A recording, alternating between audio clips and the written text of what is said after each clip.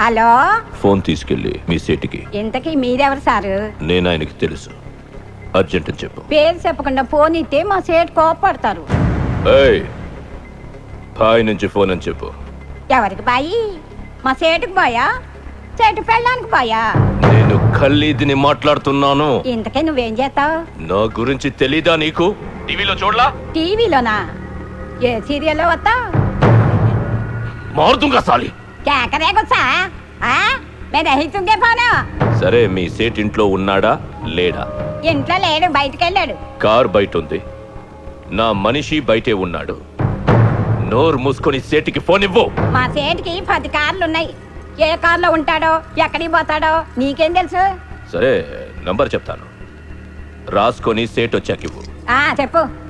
00 తెలుగులో చెప్ప.